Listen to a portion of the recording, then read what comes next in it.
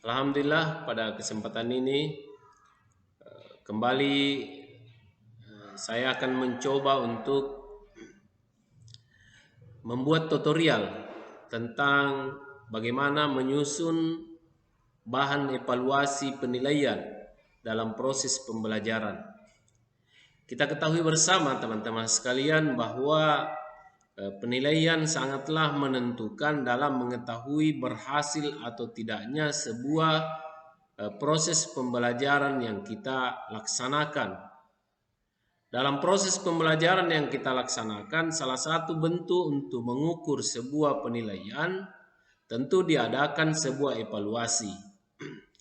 Dari perkembangan zaman saat sekarang ini, penyusunan bahan evaluasi tentu bukan lagi dilaksanakan dengan menggunakan kertas maupun secara tradisional. Tapi melaksanakan bahan evaluasi ini sudah banyak aplikasi-aplikasi yang tersedia yang membuat kita untuk memudahkan dalam melaksanakan evaluasi pembelajaran. Evaluasi pembelajaran pada kesempatan ini yang insya Allah akan kita buat tutorialnya adalah bagaimana kita sebagai seorang guru mampu mengelola aplikasi evaluasi yang namanya aplikasi Quizzes.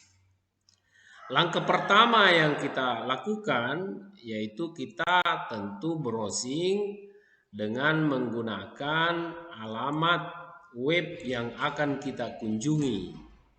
Nah, setelah itu kita masuk mendaftar. Di dalam aplikasi Quizzes ini pada saat kita mendaftar, kita diberikan 3 pilihan. Apakah kita menggunakan Google, nomor telepon, ataupun email. Saya coba gunakan Google.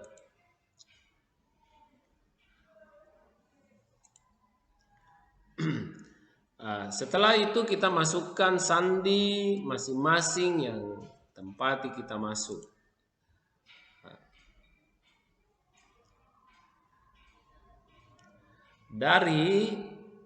Setelah bentuknya atau modelnya seperti ini, akan muncullah aplikasi daripada Quizzes itu sendiri. Di dalam sini terdapat beberapa menu, baik itu menu untuk membuat soal dan bahan pelajaran itu sendiri. Misalnya saya buat soal, saya masuk kepada kuis.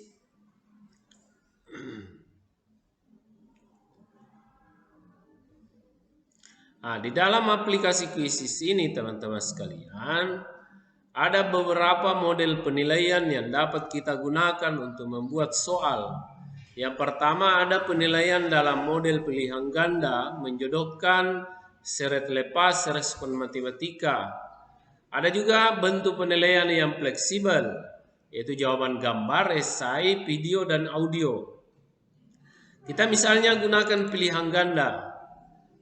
Ketika kita menggunakan soal model pilihan ganda, maka kita masukkan soal di dalam kotak warna hitam.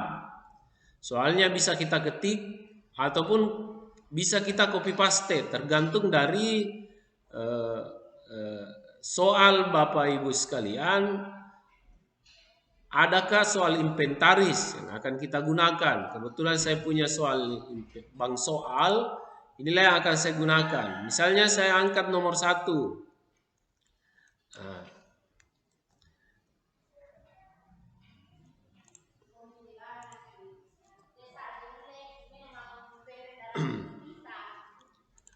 Maka secara otomatis soal ini bisa kita masukkan di bagian ini. Kita kasih 4 titik karena kebetulan pilihan gandanya ada 4 pilihan. Kemudian jawabannya kita pindahkan di pilihan ganda itu sendiri.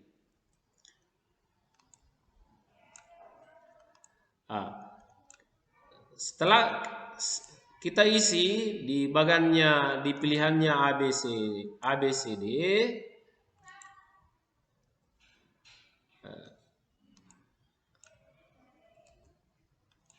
Kita isi.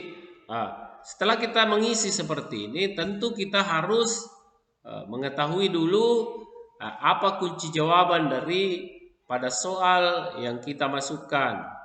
Misalnya kunci jawabannya adalah B.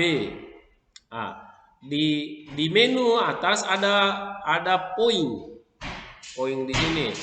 Mulai dari poin 1, poin 2 sampai poin 20. Maksud dari poin ini adalah memberikan kemudahan buat kita untuk mengetahui dan dapat mempetakan mana soal yang termasuk soal sedang, mana soal mudah, dan mana soal sukar.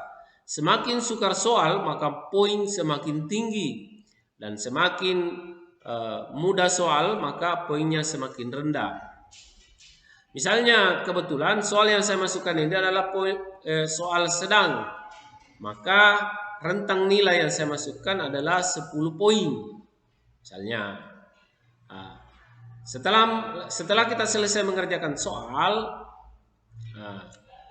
setelah kita selesai mengerjakan soal, kita simpan.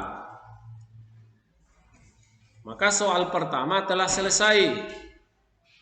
Lanjut.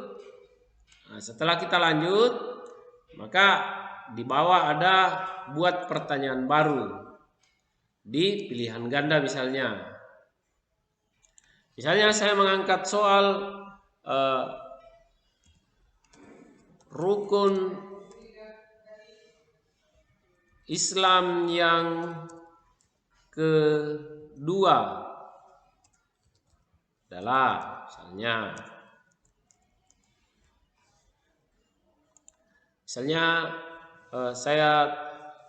saya tuliskan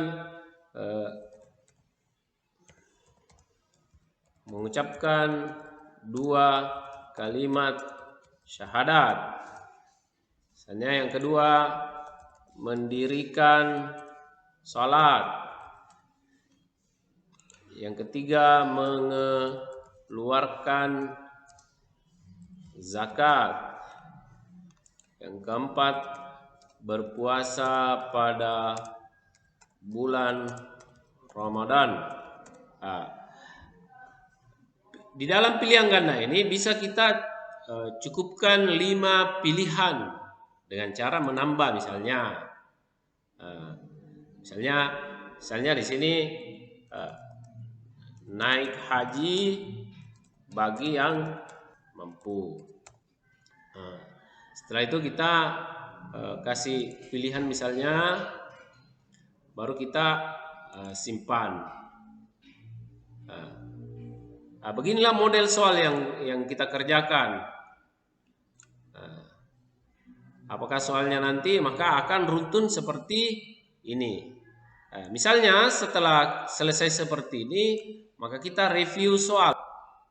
Bagaimana model soal kita ketika kita bagikan, bagaimana tampilannya, akan tampil seperti ini. Selanjutnya setelah kita mengisi soal seperti ini, kita mau isi berapapun, karena kebetulan yang saya tampilkan adalah hanya berupa tutorial tentang bagaimana menggunakan aplikasi Quizizz. Saya kira ini dari aplikasi ini sangat mudah kita gunakan, apalagi ketika kita punya bank soal yang sisa kita masukkan sendiri. Selanjutnya kita simpan. Kita simpan nama pengguna Quizizz ini, misalnya saya. Setelah itu kelasnya berapa, kelas berapa, terus bahasa Indonesia kita publikkan. Kemudian kita unggah foto. Kalau kita mau kasih sampul misalnya, kemudian saya lanjut. Setelah kita menyimpan daripada aplikasi Quizizz ini, maka akan tampil menu seperti ini. Kita sorot, kita perhatikan. Misalnya kita mulai